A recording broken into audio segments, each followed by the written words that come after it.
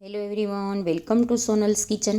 આજે બનાવીશું હળદર અને આખા તેજાનાવાળું દૂધ. આ દૂધ અઠવાડિયામાં 2 થી 3 વખત પી લઈએ તો પણ શરીરના કોઈ પણ દુખાવા રહેતા નથી. શરદી, ઉધરસ, કફ અને તાવમાં રાહત મળે છે. તો ચાલો રેસીપી જોઈ લઈએ. અહીંયા મેં એક તપેલી લીધી છે, એમાં 1 ગ્લાસ દૂધ નાખી દઈશું. એમાં 2 ટુકડા તજ નાખશું, 2 લવિંગ નાખી દઈશું, 3 થી 4 દાણા તીખાના નાખી દઈશું, મરી, 2 એલચી લઈ અને આ રીતે ઉપરથી ફોલી અને એલચી નાખી દઈશું.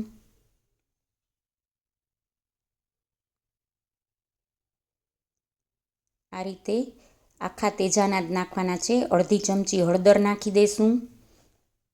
અત્યારે હું આ દૂધ એમને મોરું જ બનાવું છું.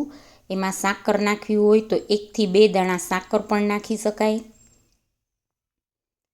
આ રીતે હલાવતા રહી ઉભરો આવે ત્યાં સુધી આપણે દૂધને ઉકાળવાનું છે. હવે વરાળ નીકળે એટલી વાર રહેવા દેશું. આ રીતે એક ગ્લાસ રાખી એના ઉપર એક ગળણી રાખી દેશું અને આ દૂધને ગાળી લેશું.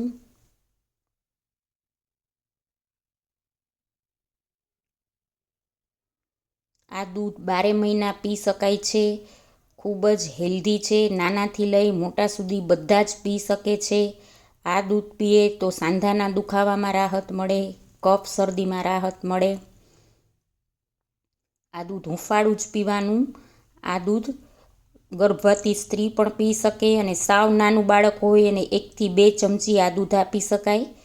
તો તૈયાર છે હળદર અને તેજાનાવાળું દૂધ. જરૂરથી ટ્રાય કરજો. જો તમને આ રેસીપી સારી લાગે તો લાઈક કરજો, શેર કરજો અને સબસ્ક્રાઈબ કરવાનું ભૂલતા નહીં.